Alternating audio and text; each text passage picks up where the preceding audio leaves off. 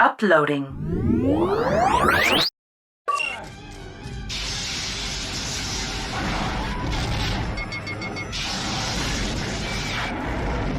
For those who have watched the channel any length of time, you know my favorite Star Trek series generally is The Next Generation, Deep Space Nine, and Voyager. Well, at least the eras. However, one of the ships that I have the most respect for is that of the Miranda class. The history of the Miranda is varied and diverse. I would argue that there has never been a ship that has done more for the United Federation of Planets. Let's just get into it. Entering service in the 23rd century and serving for over 111 years, the Miranda class has been in the background serving the Federation in one capacity or the other. First starting out as a multi-mission vessel, the Miranda was a powerhouse in many respects, having weapons that can match that of any major powers of the 23rd century. The vessel would be utilized for defense, cargo operations, scientific exploration, and then there would be later war variants created. It would become a frontline warrior. As time marched on, the Miranda class is ultimately relegated to secondary missions, being forced to stay behind the borders of the Federation. Officers who served aboard it wouldn't be able to go into exploration because the ship was needed elsewhere. These vessels assisted in ensuring that the Federation assets and personnel arrived where they needed to,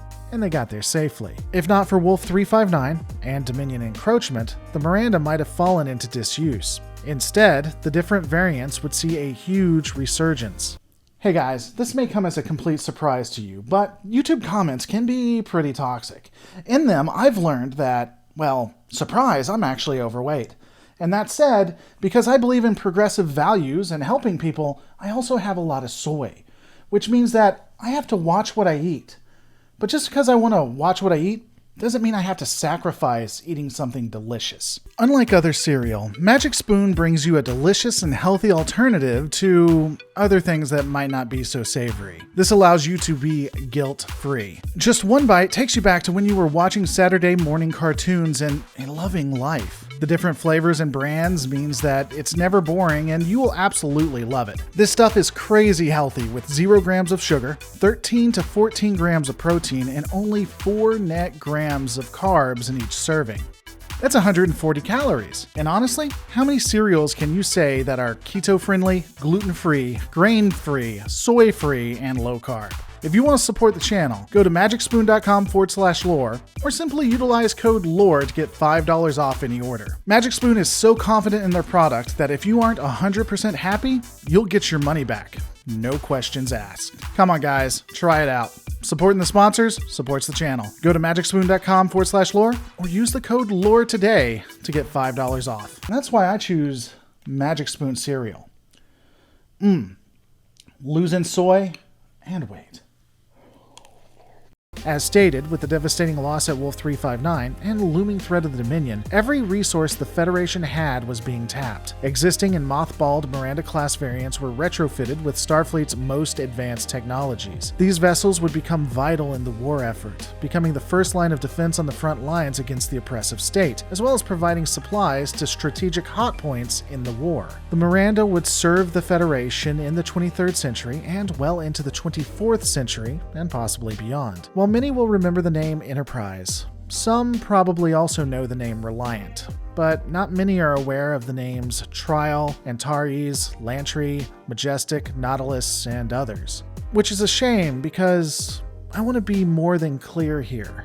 No Enterprise, regardless of its class or variant, could have ever accomplished what it did without these vessels in the background doing what they had done. The Miranda, honestly, is the real power behind the throne. Whether you're looking at a Constitution-class Enterprise or a Sovereign class, it would be the Miranda that was relied on. Unlike General Federation design of the era, the Miranda had only a primary hull shaped like that of the Constitution, with 2 nacelles connected directly under it. The bridge would have its own removable module at the top of the vessel, with impulse engines directly behind, located between 2 shuttle bays. While it is somewhat debated, most agree that the Miranda variants that were intended to be used for combat, or were a part of the war effort, included a roll bar that had a weapons pod module which was generally armed with photon torpedoes and phaser arrays. bays. All variants generally included 2 shuttle bays on the back numbered with a 1 and a 2 on the starboard side. Both sensors and weapon systems would be massively upgraded throughout the coming decades, with some vessels having more or less sensors and weapon platforms depending on the mission. However, even though there was variance, most all of them included 6 phaser banks located on the primary hull, with 3 on top and 3 on bottom.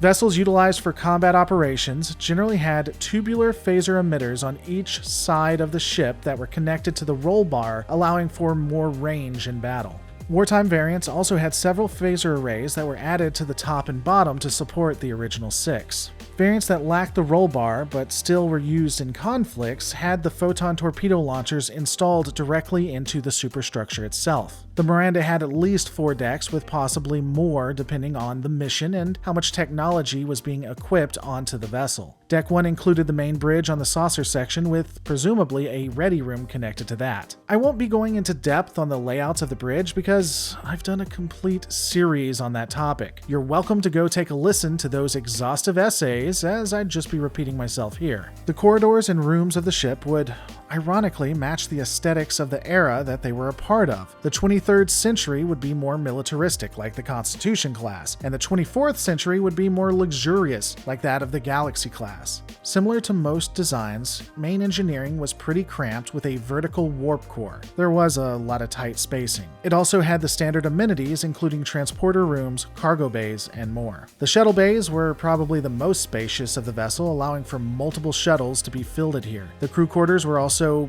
well, pretty big, with windows, and had spots for officers to eat, sleep, and just enjoy their day. While we don't have a lot of information on the vessel's layouts, we do have a lot of ships that we know were in service to the Federation itself. This included the Antares, the Britannia, the Lantry, the Majestic, the Nautilus, the Reliant, the Saratoga.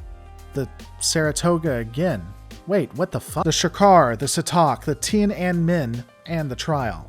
Also, apparently there was a ship named the Macduff, though we can't be sure if this was a fictional vessel for mariners' kill time or was based on a vessel that had served the Federation. The ship accommodated 220 officers with an additional 50 personnel for evacuation. It had a length of 277 meters, or 908 feet for the normies out there, width of 173 meters, or 567 feet, and a height of 65 meters, or 213 feet. What this means is that if you ran from one side of the ship to the other, from the top to the bottom, and then from the back to the front, you've run approximately 4.5 football fields, so there's that. And this is one of the smaller ships, just to remind you. Behind the scenes, the vessel would go through several different name changes, including Reliant class, Avenger class, and would finally be considered the Miranda. Interestingly, dialogue doesn't indicate the name of the vessel, at least in the beginning. Miranda was included on the consoles. Most everything that we know about the Miranda, or that has been added to the Miranda, was given by the art department, which is kind of odd if you know how filming and TV series work.